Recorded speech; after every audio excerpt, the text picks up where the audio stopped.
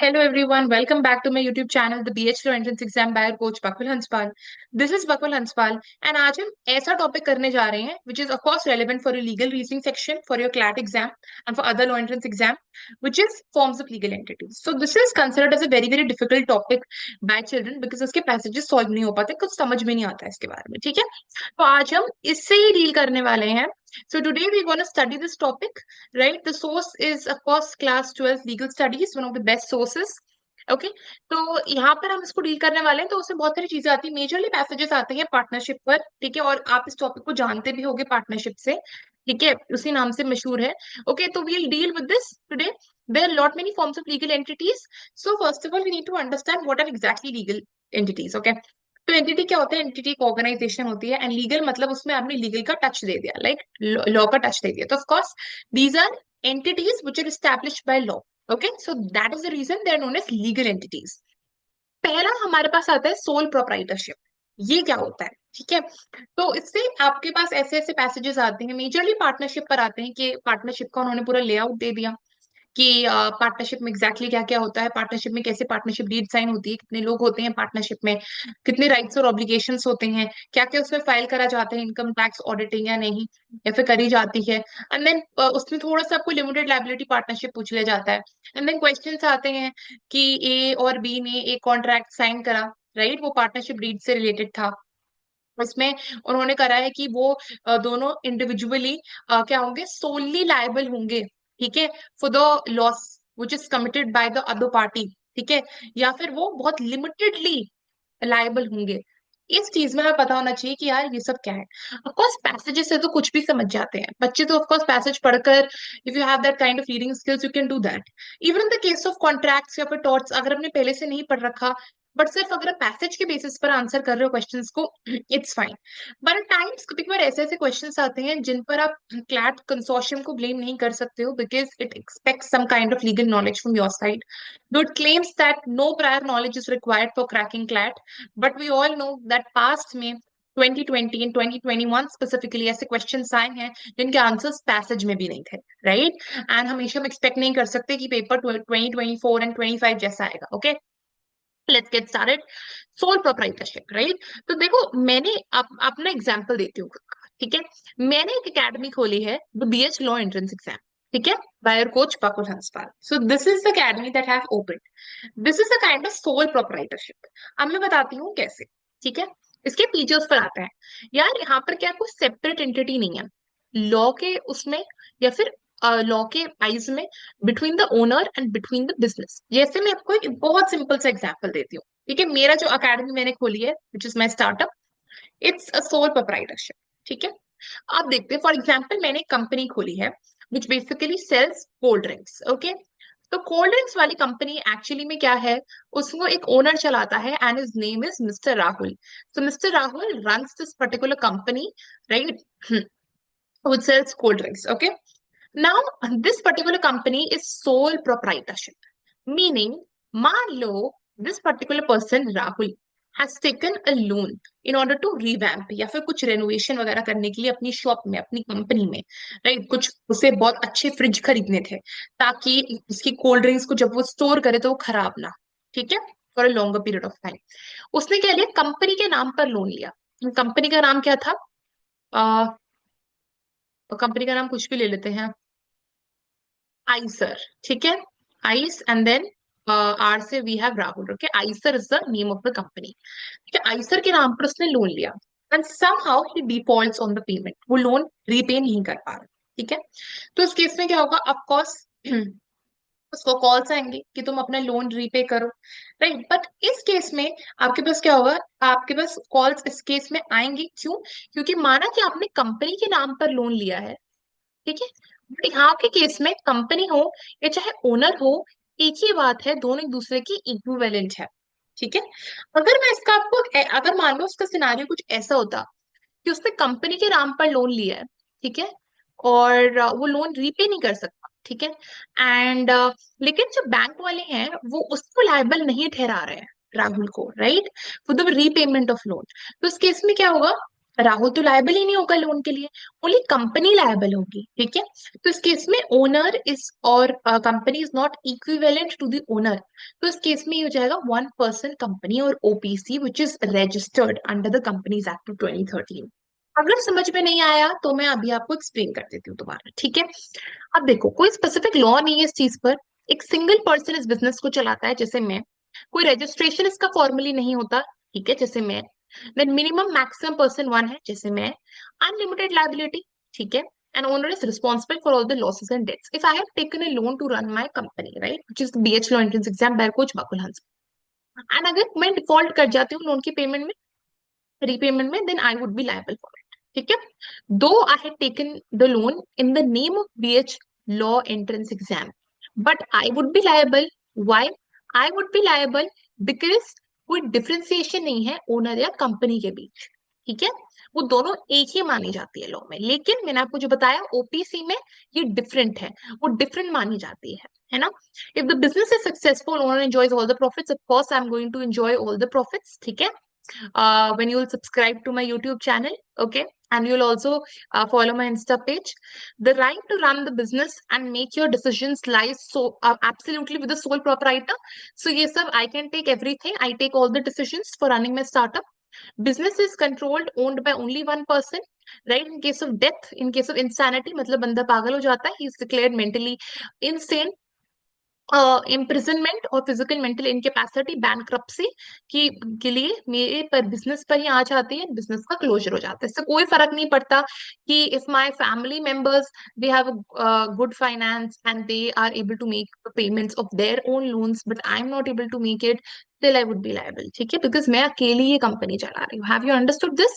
Sole decision making authority enables the proprietor to keep all the information related to business confidential, maintain secrecy.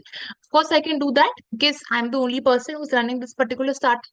And मैं कुछ भी चीजें अपने पास रख सकती हूँ, मैं छुपा सकती हूँ जो जो चीजें I'm using to promote my YouTube channel or to run it, ठीक है। तो ये केस हो जाता है आपका इसका। दोबारा से एक्सप्लेन करूँ? दोबारा से एक्सप्लेन करती हूँ, कोई नहीं। तो भाई देखते हैं, कंपनी है, ठीक है, कंपनी का नाम है आइसर, ठीक है, विच सेल्स आइसक्रीम और विच सेल्स सॉफ्ट ड्रिंक्स, ठीक है। तो आइस ऑफ कोर्स चलती है, तो मान लो sells ice cream, okay. This company is run by mister Rahul. Mister Rahul in order to revamp, ठीक है, अपना पूरा स्ट्रक्चर शॉप का, अच्छी अच्छी टाइल्स लगवाने के लिए, अच्छे अच्छे फ्रिज लाने के लिए, he takes a loan to the tune of 50 lakhs, ठीक है। अब he is not able to repay that loan at some point of time. Now what happens that he would be liable for it. Okay? He would be liable for it. क्योंकि ऐसा क्यों होता है? ऐसा इसलिए है बिकॉज कंपनी इसकी ही है, right. So company would be equal to the owner, both are the same.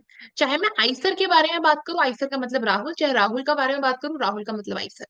चाहे राहुल अपने पर लोन ले, उसको तो ऑफकोर्स खुद ही पे करना पड़ेगा, चाहे कंपनी के नाम पर ले, वो कंपनी को रीपे करना पड़ेगा। लेकिन इस केस में अगर मान लो, अगर ये वन पर्सन कंपनी होती, ओपीसी, ठीक है, जो अच्छी खासा रजिस्टर्ड होता है, उस केस में अगर उसने लोन लिया होता आइसर के नाम पर, और अगर वो डिफॉल्ट कर जाता पेमेंट पर, बस उसको ओनर तो यही है, तो इसको अपनी कंपनी छोड़नी पड़ती है, अपनी कंपनी को एज इट इज बंद कर देता। क्यों?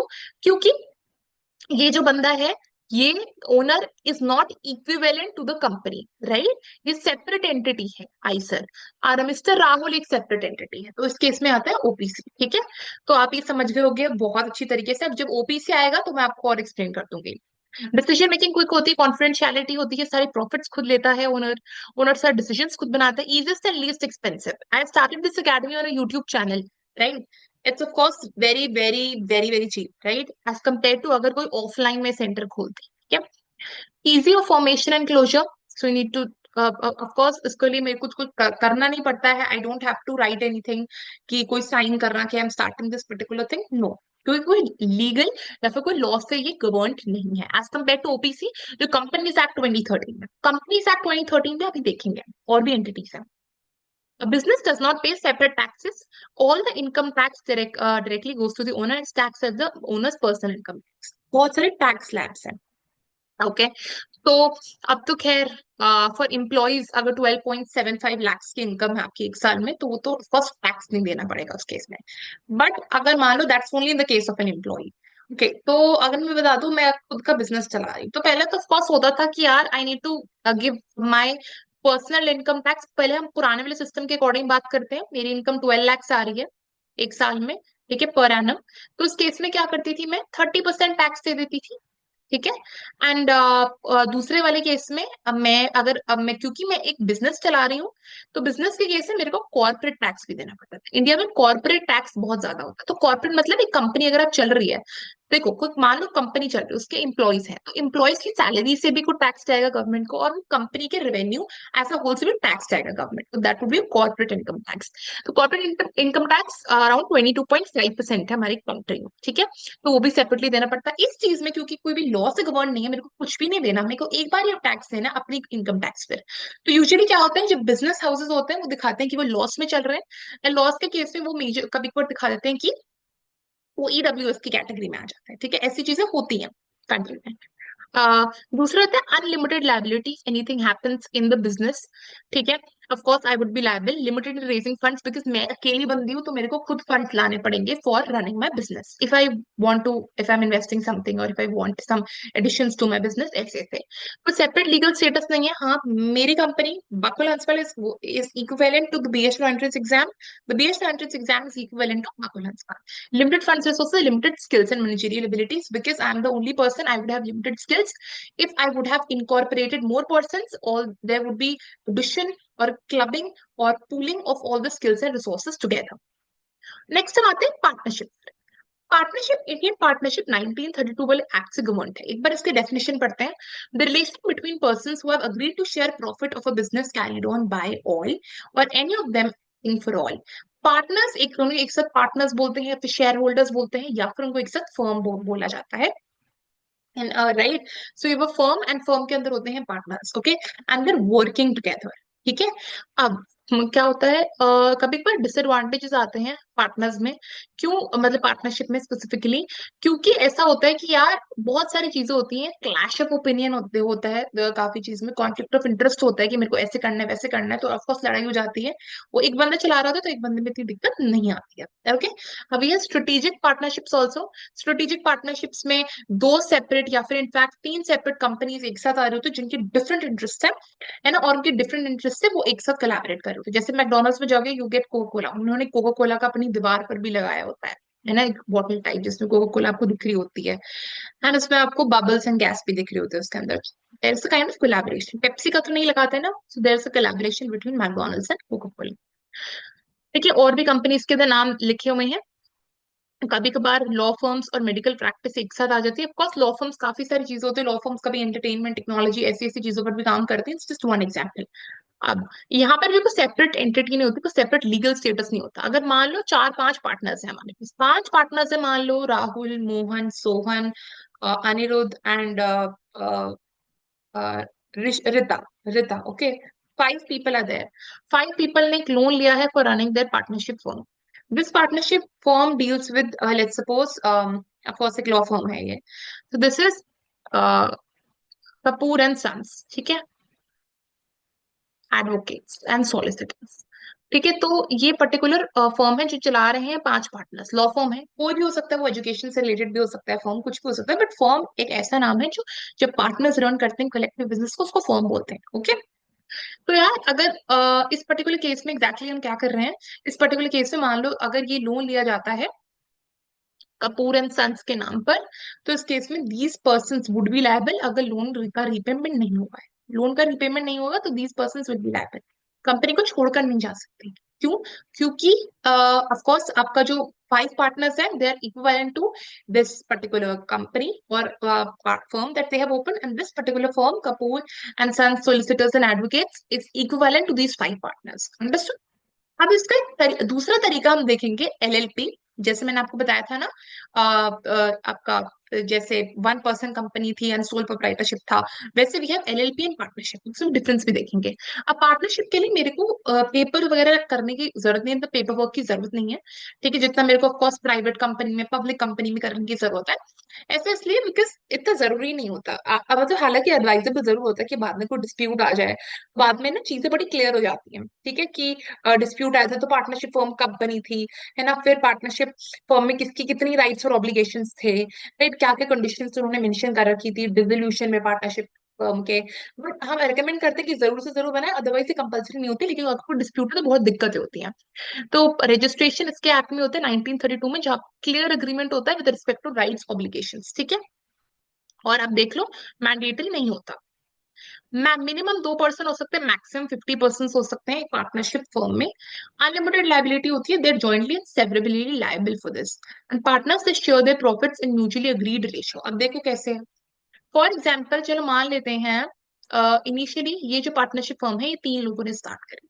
जो जो इनका प्रॉफिट आता है, लेट्स सपोज इनका प्रॉफिट आता है 100, तो ये ऐसे से डिवाइड कर लेते हैं, 33.3%, 33.33%। तो ये ऐसे ऐसे अपने प्रॉफिट्स को डिवाइड कर लेते हैं, राइट, म्यूचुअली अग्रीड रेशियो, ठीक है। फिर एक दूसरा बंदा आता है, ठीक है। इस दूसरे बंदे को इतना आई वुड से एक्सपीरियंस नहीं होता, ठीक है, पार्टनरशिप में। तो इसको ऑफ कोर्स इतना एक्सपीरियंस नहीं होता, एंड उस केस में ये बंदा डिसाइड करता है कि इसको भी ऑफ कोर्स चाहिए, एंड इसको हम पार्टनरशिप में इंटीग्रेट कर लेते हैं, एंड इसको मान लो थोड़ा सा कम प्रॉफिट दिया जाता है, ठीक है। तो फॉर एग्जाम्पल लेट्स सपोज मान लो 100 की कंपनी है, 99, 33 सबको मिल गया, इसको 1% प्रॉफिट मिल गया, he is an intern right now, and he is going to become a partner very soon. तो भाई उस केस में तुम देख लो कि यार म्यूचुअली अग्रीड रेशियो में है, चाहे वो 4:2:1 हो, कैसे भी हो, वो रेशियो होता है कि यार किसको कितना प्रॉफिट चाहिए, यूजुअली एक ही रखते हो, ठीक है। अच्छा, दूसरी चीज, मान लो you have 3 person running a partnership, ठीक है। तो you have Abhi, you have Aadi, and you have Anmol, ठीक है। These 3 persons are running a partnership firm right now. अब देखो थोड़ा सा इसको समझने की कोशिश करते हैं। आदि does something which is unappropriate for the company, right? He takes a loan, okay, and उस लोन में वो क्या कर देता है, डिफॉल्ट कर जाता है इसके पेमेंट पर, ठीक है। उसको कुछ करना होता है, cause he thinks that his business और his partnership, of course इन तीनों की है, बट आदि somehow he thinks कि यार थोड़ा सा भी बहुत बड़ा लोन ले लेते हैं, मेरी पार्टनरशिप फर्म ये जो हम तीनों की बूम कर जाएगी और आराम से रीपेमेंट हो जाएगी लोन की, और ये दोनों भी खुश हो जाएंगे, इन दोनों को मैं दे दूंगा सरप्राइज। अब देखो क्या होता है, तीनों की फाइनेंशियल कंडीशन इतनी अच्छी नहीं होती। अब क्या होता है, वो ना अब आ रही होती लोन रीपेमेंट करने की, बट वो लोन रीपे नहीं कर पा रहा है, एंड अनफॉर्चुनेटली उसका जो पूरा पार्टनरशिप फर्म है वो चल भी नहीं पाती, तो कोई बूम नहीं हो पाता बिजनेस का। तो उस केस में यार, माना लोन एक बंदे ने लिया, आदि, इन the name of the partnership firm, और माना कि उसने पूछा नहीं अनमोल और अभी से कि मैं एक लोन ले रहा हूँ so that our business boost, and once our business boost we can repay that. माना कि उसने पूछा नहीं, okay, but still these 3 people would be liable, still these 3 people would be liable, I repeat once again. ये काम LLP में नहीं होता, अगर यही होती लिमिटेड लायबिलिटी पार्टनरशिप, नाम से लग रहा है लिमिटेड लायबिलिटी पार्टनरशिप, तो इस केस में मानो माना कि अगर आदि ने लोन लिया होता इस पार्टनरशिप फर्म के नाम पर, एंड वो यही सेम आइडियोलॉजी से कि बिजनेस बूस्ट करेगा, इन दोनों को सरप्राइज मिल जाएगा, फिर आराम से लोन रीपे कर देंगे, और कुछ ऐसा सेम होता, तो only Aadi would have been responsible to repay the loan. This is the sole difference between partnership and LLP. That is the reason people always always prefer LLP over partnership, because अगर किसी दिन God forbid ऐसा काम हो गया तो कोई भी ऐसा ना हो कि सभी लायबल बढ़ जाए इस केस के लिए, ठीक है। सबकी शेयर रिस्पॉन्सिबिलिटीज होती है डिसीजन मेकिंग के लिए। They it can be dissolve by the way of compulsory dissolution by way of an agreement, है ना। और कैपिटल सब लेते हैं, सारे पार्टनर्स लेते हैं, तो बहुत ज्यादा हो जाता है, फर्स्ट स्किल्स मिल जाती है, स्किल्स का पूल हो जाता है, मनी बहुत ज्यादा मिल जाती है, राइट। स्टार्टअप कॉस्ट इसकी लो ही होती है, बिकॉज उसको कभी कभी रजिस्टर करो ना करो, उसको ऑनलाइन चला रहे हो उसको ऑफलाइन चला रहे हो, इतनी दिक्कत नहीं होती। लिमिटेड लायबिलिटी पार्टनरशिप में हाँ तुमको रजिस्टर करना पड़ता है definitely, okay. Partners are jointly, सब पॉइंट्स हमने डिस्कस कर लिए हैं, are jointly and individually liable for the actions of other partners, ये डिस्कस कर लिया हमने। डिवाइडेड डिसीजन मेकिंग, हाँ डिसीजन मेकिंग में भी होता है, मतलब आप बहुत सारी चीजें देखते हो ना, कि for example I am going to manage social media management, I am going to look after your graphic designing, I am going to look after teaching legal studies, I would be looking after teaching English. ऐसे ऐसे limited decision making होती है, ठीक है, अगर एक partnership में ऐसा ऐसा काम हो रहा है, अगर वो कोचिंग सेंटर है at the end of the day. Business can suffer if a detail partnership agreement is not in place, of course dispute आ सकता है कभी भी। अब आता है limited liability partnership. Limited liability partnership act of 2008 में है, मेंशन्ड है ये सब। ओके, भाई ये एक सेपरेट लीगल एंटिटी है, नेम ऑफ द पार्टनर्स। इसका मतलब क्या है? इसका मतलब है अगर किसी दिन उन्होंने लोन लिया है पार्टनरशिप अग्रीमेंट अपनी पार्टनरशिप के फर्म के नाम पर, ठीक है, और किस दिन डिफॉल्ट कर जाते हैं तो वो बंदे पर्सनली लायबल नहीं होंगे। उनको अपनी पर्सनल इनकम से इनको रीपे नहीं करना पड़ेगा। पर्सनल इनकम, पर्सनली मतलब ये होता है कि यार जिस दिन बैंक आएगा और ये बोलेगा कि आपने पैसे दो, पैसों से तुम्हें अपना घर का फ्रिज या फिर घर का एसी बेचने की कोई जरूरत नहीं है, क्योंकि तुम पर्सनली लायबल नहीं हो। जो तुमने ऑफकोर्स प्रॉफिट कमाया है इस पर्टिकुलर अपनी कंपनी से, वो तो तुम्हें देना ही पड़ेगा। पर्सनली कहीं लायबल नहीं होगा, तुमको अपनी personal FD, shares, stocks, bonds नहीं तुड़वाने पड़ेंगे। इसका परपेचुअल सक्सेशन होता है। परपेचुअल सक्सेशन का मतलब क्या होता है? जब कोई बंदा मर जाए, ठीक है, तो दूसरा पार्टनर तैयार रहता है लेने के लिए। फॉर एग्जाम्पल 5 पार्टनर्स हैं, चार 4+1, 4+1 इसलिए कह रही हूँ, मान लो वन एक मर जाता है, राइट? तो उसका बेटा या फिर उसकी बेटी या फिर उसकी वाइफ या फिर जो भी उसने एज ए नॉमिनी मेंशन कर रखा है अपनी पार्टनरशिप फॉर्म में, वो टेक ओवर कर सकता है आराम से, एंड वो एक्ट कर सकता है एज द फिफ्थ पार्टनर, जैसे और ऐसे ही एक्ट करेगा जैसे वो पर्सन कर रहा था मरने से पहले। रिटर्न एग्रीमेंट बहुत ज्यादा इंपॉर्टेंट है, मैंडेटरी है इस पर्टिकुलर चीज में, ठीक है। Any change in partner shall not effect the existence, rights and liabilities of the LLP, वही सेम चीज है। अगर उसका बेटा भी आ जाता है तो कोई भी ऑफकोर्स चेंजेस नहीं होंगे। मिनिमम 2 बंदे होने चाहिए, मैक्सिमम में कितने भी बंदे ले लो, ठीक है। अब इस limited to the agreed contribution LLP, ये तो भाई हमें पता ही है, ये तो पार्टनरशिप में भी है। No person is liable on the account of independent और unauthorise action of other partners, वही सेम एग्जांपल।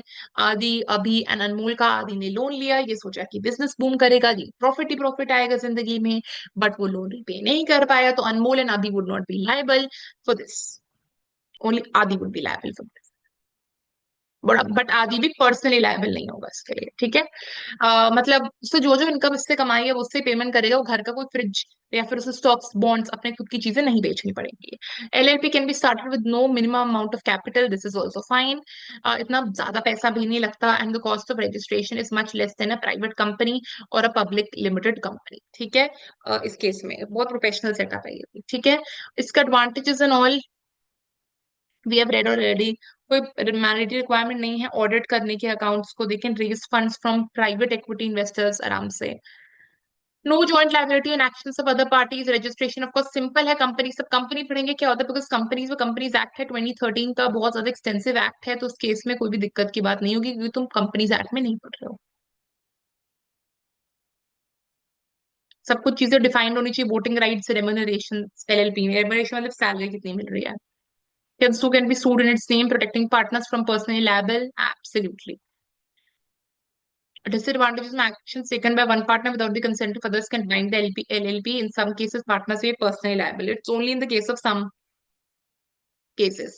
ठीक है, ओनली कुछ ही केसेस में होता है, लेकिन ऑफकोर्स ऐसी चीजें माना जाती है कि तुम अगर एथिक्स के नाम पर चलोगे ना, अगर एथिक्स के नाम पर चलोगे तो यार, अगर तुम किसी और अपने दोनों पार्टनर से नहीं पूछ रहे हो कि तुम कोई भी डिसीजन ले रहे हो, ऑफकोर्स वो पार्टनरशिप डीड में तो मेंशन होगा ना कि यार तुम कुछ भी करोगे, तुम डिसीजन लेकर करोगे, तुम एक दूसरे की सहमति से करोगे, वो चीज तो मेंशन होगी। अगर तुम ऐसी चीजें कर रहे हो उसकी डीड के अगेंस्ट जा रहे हो, तो फिर तो वो चीज गलत हो जाएगी ना, ठीक है।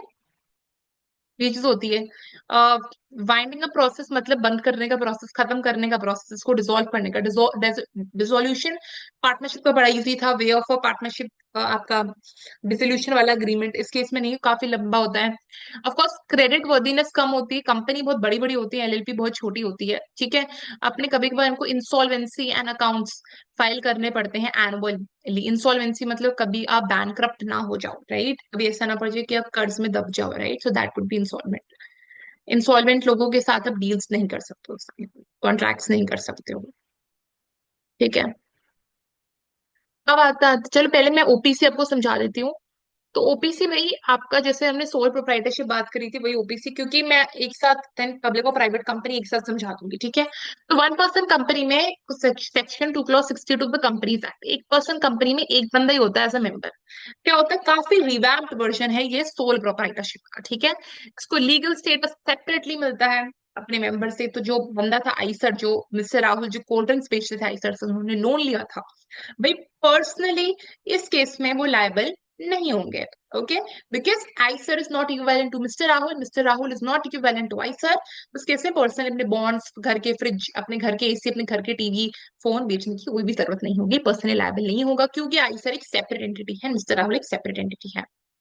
Okay, liability is limited to shares and is not personally liable for the loss of the company. Of course personally liable वो नहीं होगा, सिंगल पर्सन करता है, कंपनीज एक्ट में रजिस्टर्ड है। ऑफ कोर्स प्राइवेट कंपनी से कंप्लायंस वगैरह अलग होगी, पढ़ेंगे प्राइवेट कंपनी पब्लिक कंपनी क्या होगा। पब्लिक कंपनी तुम्हारी एचसी है, ठीक है। तुम्हारी प्राइवेट कंपनी के बारे में बात करूँ तो प्राइवेट में तुम्हारा हो जाएगा रिलायंस, ठीक है, जियो। ये प्राइवेट कंपनीज है, बहुत बड़ी कंपनीज है। ऑफकोर्स किसी छोटी मोटे पार्टनरशिप या एलएलपी के सामने या फिर ओपीसी सोल प्रोप्राइटरशिप के सामने तो बहुत बड़ी बड़ी कंपनीज है। सिंगल बंदा है, सिंगल बंदा हो सकता है मेंबर या फिर डायरेक्टर। डायरेक्टर मतलब one who directs, one who is the main head of it, ठीक है। मिनिमम मैक्सिमम पर्सन एक ही होता है। ये भी फंड्स रेज कर सकती हैं फ्रॉम एंजल इन्वेस्टर्स, इंक्यूबेटर्स वगैरह से, लेकिन सोल प्रोप्राइटरशिप में सब कुछ काम अकेला होता है, तो इसलिए ये प्रेफर करी जाती है ओपीसी। ठीक है, ओपीसी के पास परपेचुअल सक्सेशन होता है, क्योंकि एक ही बंदा, अगर मान लो एक बंदा मर जाए तो उस केस में वो एक नॉमिनी को मेंशन कर सकता है, ठीक है, कि मेरे मरने के बाद माई डॉटर और माई सन और my wife, my husband, my spouse, my mother, my father is going to take over this particular company.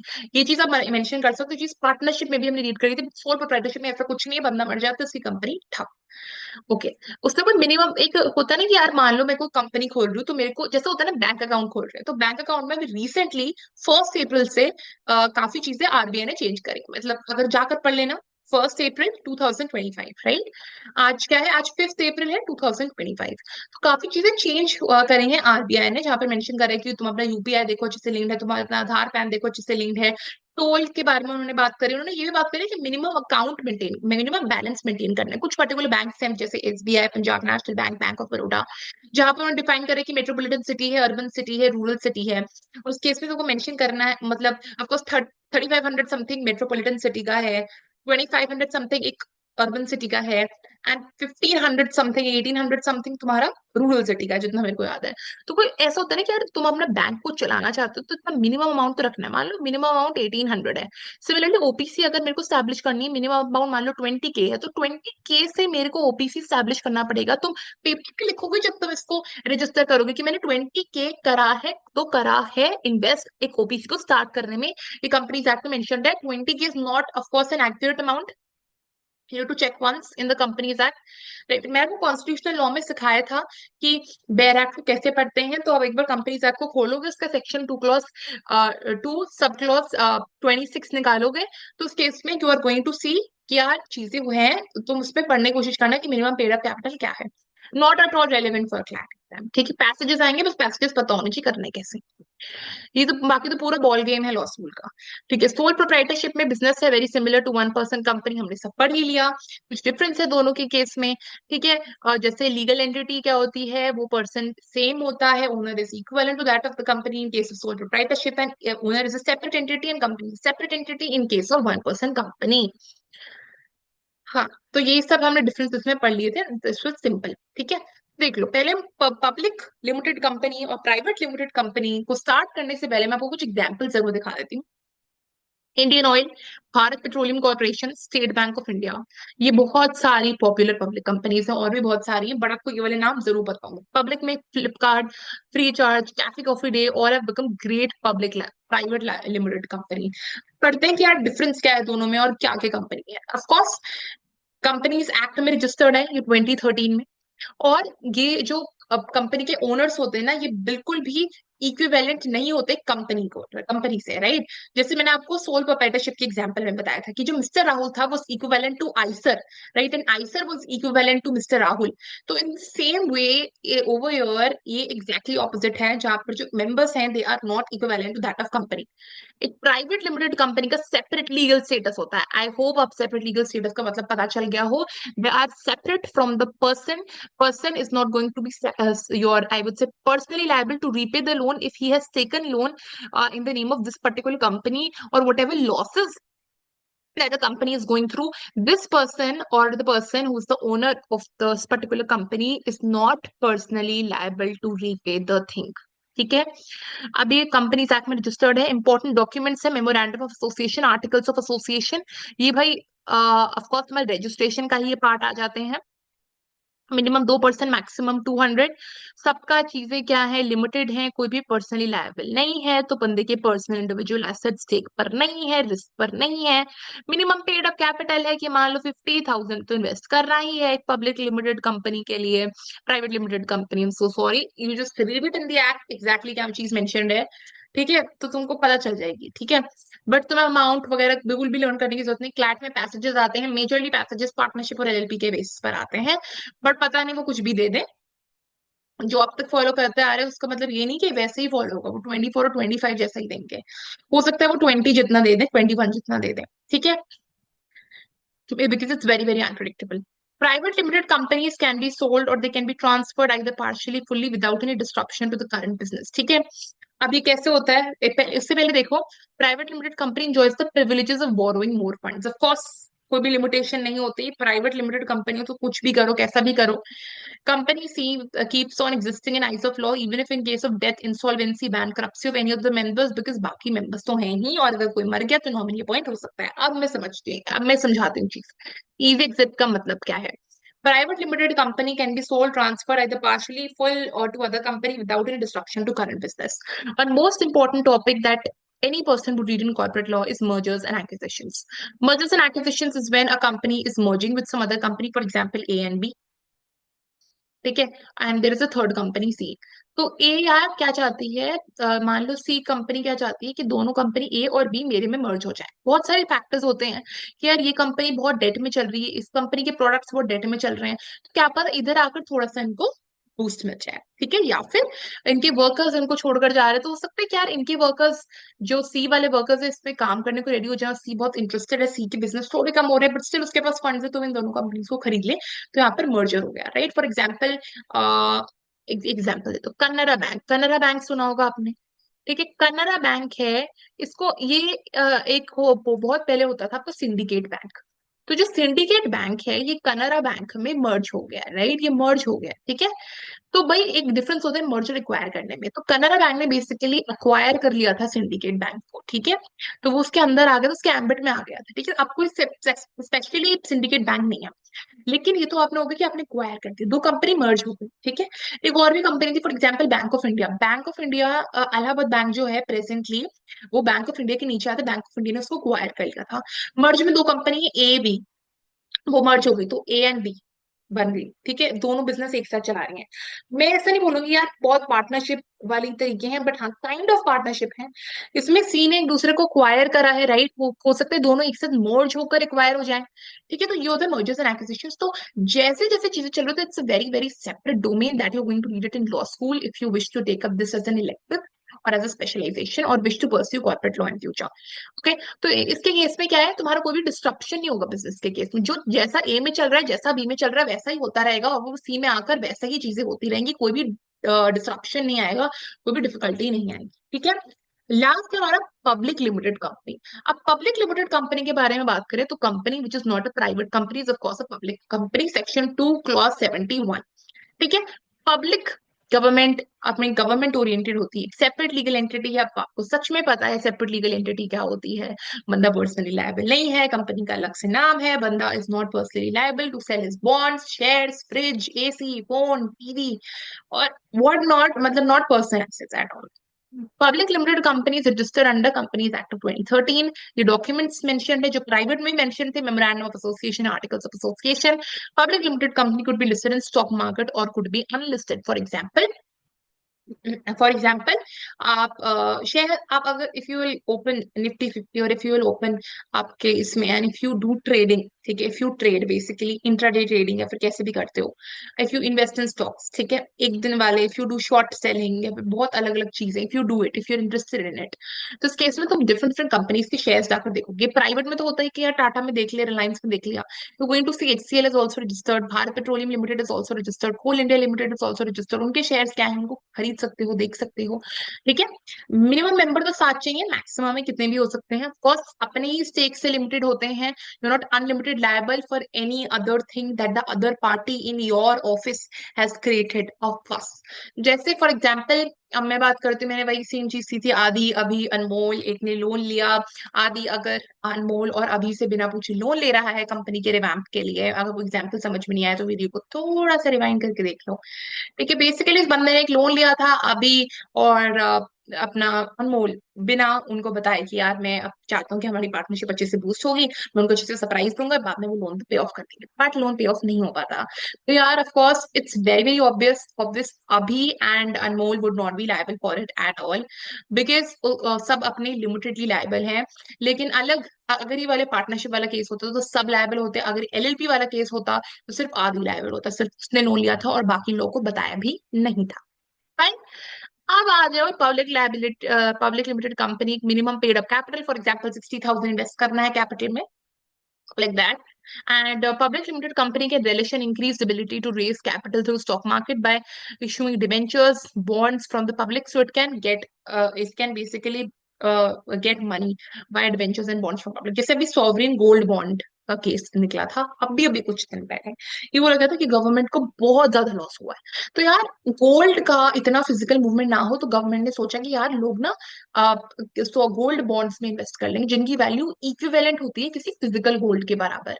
But इसकी वैल्यू इतनी ज्यादा बढ़ गई कि इसने फिजिकल गोल्ड को भी टक्कर दे दी, गवर्नमेंट को इतने लॉसेस हुए हैं। 8 साल का पीरियड होता है, और 2017 से 2020 के बीच में ये इशू हुए थे sovereign gold bonds.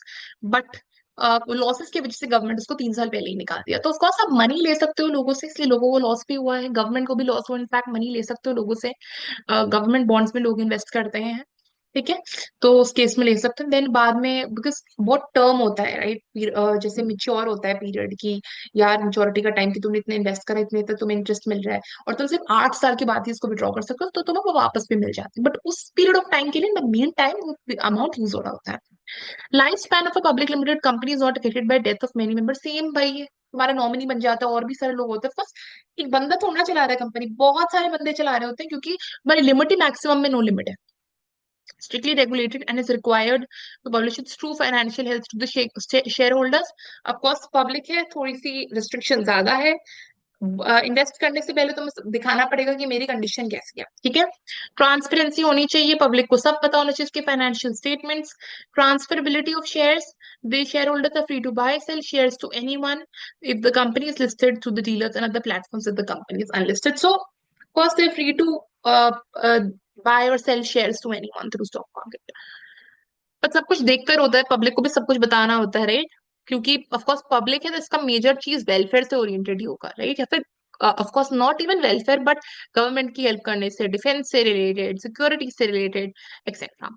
Public company, private company, difference in terms of members not at all relevant, don't have to learn anything, ये एक्सप्लेन हो चुका है। Transfer of shares public company में कोई रिस्ट्रिक्शन नहीं, you can do that. There is restriction at times, क्यों बहुत सारी चीजें होती है, फॉर एग्जाम्पल अभी बात करूं मैं प्राइवेट एनजीओ की, तो प्राइवेट एनजीओ क्या कर रही थी, उनकी वो लिमिट लिमिट होती है राइट, तुम्हारे जब ट्रस्ट स्टैब्लिश होते हैं, यार गवर्नमेंट तुमको कुछ पैसा देगी, इनको क्या मिलती, फॉरेन फंडिंग मिल रही थी, फॉरेन फंडिंग इनको टेररिस्ट ऑर्गेनाइजेशन से मिल रही थी, इनको चाइना चाइना से ओरिएंटेड लोगों से मिल रही थी, ठीक है। तो क्या हुआ, भाई ये शेयर्स बॉन्ड्स या फिर जितने भी तुम पैसे ले रहे हो ना, उस पर रिस्ट्रिक्शन होते हैं, उन पे चेक करा जाता है। बहुत सारी कंपनीज है, इनफैक्ट अभी रिसेंटली न्यूज आई थी कि यार तुम्हारे जितने भी तुम प्लेन्स बना रहे हो, एयरप्लेन्स बना रहे हो, ये कुछ आई थिंक कोई फैक्ट्री है, I am still not sure, I am actually not able to recall, Tamil Nadu में समवेयर वेयर दे यूजिंग, हाँ basically they creating drones which would be beneficial for an Indian army. तो उस case में जो chips आ रहे हैं ना, वो चाइना से चिप्स आएंगे। सो उस कंपनी के अगेंस्ट अब ये प्रोसीडिंग्स चल रही है कि तुम्हें चाइना से ओरिएंटेड चिप्स कहाँ मिली और तुम इंडियन आर्मी वाली चीजों में उसको फिट क्यों कर रहे हो। तो बहुत चीजें होती थी, वो प्राइवेट कंपनी, बहुत सारी चीजें होती हैं, बहुत सारी चीज, तो रिस्ट्रिक्शन बहुत होती है, इन चीजों को चेक करना पड़ता है कि यार तुम्हें फंडिंग किधर से मिल रही है, तो कहीं एंटी नेशनल एक्टिविटीज तो नहीं कर रहे। Can invite public to subscribe to its shares, cannot invite public to subscribe to its securities, invitation to public to subscribe to shares, again restrictions होती हैं राइट, लेकिन इतनी भी restrictions नहीं होती हैं, still you can trade, तुम टाटा का शेयर खरीद सकते हो, तुम रिलायंस का शेयर खरीद सकते हो राइट, बट restrictions काफी होती है, मैंने आपको बताया। लेकिन ओपन मार्केट में मेजरली क्या होता है कि बहुत पॉपुलर कंपनीज है ना, ये तो बहुत टाइकून्स और जायंट्स बन गए हैं, बट बहुत न्यू न्यू कंपनी आएगी ना, उस पर थोड़ा सा ज्यादा जाता है। ठीक है, ऑफकोर्स कोई टाटा का शेयर खरीदे तो उतनी चेकिंग नहीं होगी, यार वो एंटी नेशनल एक्टिविटीज कर रही है, knows about it, everyone knows the links that it has with the government, or I won't say Tata, I would say Reliance, जियो, सबके लिंक्स होते हैं गवर्नमेंट से, ठीक है। Adani and all, Adani specifically. तो यार ये चीजें न्यूज में तो दिखती हैं, ये चीजें तुम्हें उधर भी दिखती हैं। जैसे बहुत सारे यूट्यूब चैनल्स होते हैं जो एक्सप्लेन कर रहे होते हैं इन चीजों के बारे में, एनालिसिस दे रहे होते हैं। राइट, जो गवर्नमेंट बेसिकली कर रही है या तो गवर्नमेंट छुपा रही है या फिर गवर्नमेंट उनको एक्स्ट्रा लीवरेज दे रही है। एवरीवन नोज अबाउट इट, ठीक है। तो वो चीज में होता है, बट उन पर ऑफकोर्स कोई शक नहीं करे, कोई अडानी ग्रीन में इन्वेस्ट कर रहा है, अडानी फार्मा में कर रहा है, nobody is going to look at it, ठीक है, बिकॉज वो है सेफ जनरली। बट अगेन बाकी सारे जो छोटी छोटी वो सेफ ना हो, उनके बारे में क्या पता। In comparison to sole proprietorship and partnership, a company has larger financial resources, of course, क्योंकि बहुत छोटी छोटी है लेकिन ये तो बहुत बिग टाइकून्स बन जाती हैं।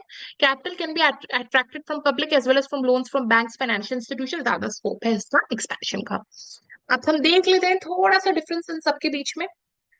भाई इजी की फॉर्मेशन होती है, एक बंदा है जैसे मैं, ठीक है, registration is optional, in partnership easy formation होती है, कंपनी में बड़ा एक्सपेंसिव होता है, लेंदी होता है, बहुत सारी चीजें होती है, जैसे पढ़ा ना memorandum of association, articles of association, ये सब साइन करना पड़ता है। मिनिमम पर्सन देख लो, not relevant for CLAT. Even तो कुछ लर्न नहीं करना, बस पता होना चाहिए, पैसा जाएगा ना तो तुम्हें याद आएगा कि हाँ, कि बकुल मैम ने तो ऐसे पढ़ाया था, ऐसा था, this was the thing, this was the thing. अगर मानो एक पैसेज की एक लाइन भी छूट गई, क्वेश्चन आएगा तो तुमको पता रहेगा, राइट। ये धुंधला धुंधला आइडिया तो होगा, जब पैसेज पढ़ोगे तो कनेक्ट तो जरूर हो जाएगा। Limited finance, large financial resources, tycoons बड़े हैं, पार्टनर्स फंड्स दे देते हैं, एक बंदा कैसे फंड्स लाएगा। एक बंदा लिमिट अनलिमिटेड लायबल होता है, अनलिमिटेड तो एलएलपी में भी होता है, राइट। सो एलएलपी में नहीं, पार्टनरशिप में होता है। यहाँ पर एलएलपी का डिफरेंस मेंशन नहीं, बट एलएलपी में वो लिमिटेड होता है, लिमिटेड होता है कंपनी में, पढ़ लिया, ठीक है। ओनर सारे डिसीजंस लेते हैं, पार्टनर सारे डिसीजंस लेते हैं, consent of all partners is relevant, ठीक है। सेपरेशन होता है ओनरशिप और मैनेजमेंट में इस केस में, ठीक है। अब भाई ऑफ कोर्स कोई ओन किसको कर रहा है, आप मैनेज के लिए ओनर होता है कि यार रोज विजिट ना करे कंपनी में, मैनेजर्स तो रोज ही विजिट करते हैं ना, वो मैनेज कर रहे होते हैं, तो डिफरेंस आ जाता है, क्योंकि बहुत बड़े बड़े लोग होते हैं, एंड इनफैक्ट नंबर बहुत बड़ा होता है, और फाइनेंशियल बेसिस भी बहुत होते हैं, अनस्टेबल होते हैं ये। एक बंदा मर जाए, उसको कुछ हो जाए तो कंपनी कैसे चलेगी। इसका स्टेटस पार्टनर से ही इफेक्टेड होता है, पार्टनर्स कैसे हैं, पार्टनर्स की हालत खराब तो नहीं है, इसकी स्टेबल है, कोई बंदा मर जाए तो ऑफकोर्स तुम्हारा परपेचुअल सक्सेशन तो हमेशा ही चलता रहेगा, नॉमिनी वगैरह बनता रहेगा, ठीक है। तो लीगल एंटिटीज का this was the thing. Questions, you can do these questions, you will find these questions very very easy now.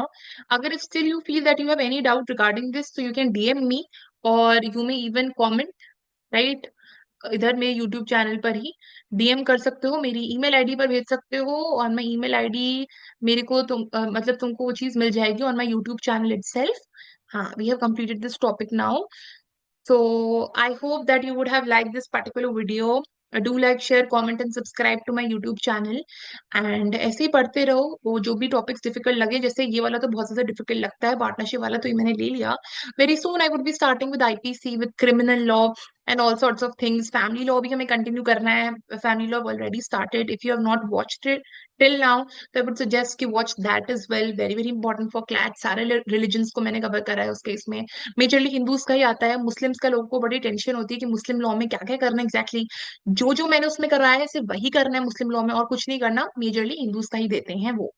और सक्सेशन में कुछ ज्यादा पता नहीं होना चाहिए, मतलब जो जो उसमें मेंशन है वही तुमको पता होना चाहिए, right. So I hope that you would have like this particular video now. Stay tuned. Also follow my Insta page. Watch my YouTube shorts as well. काफी relevant information होती है उसमें भी, काफी चीजें पता लगनी होती हैं, ठीक है। तो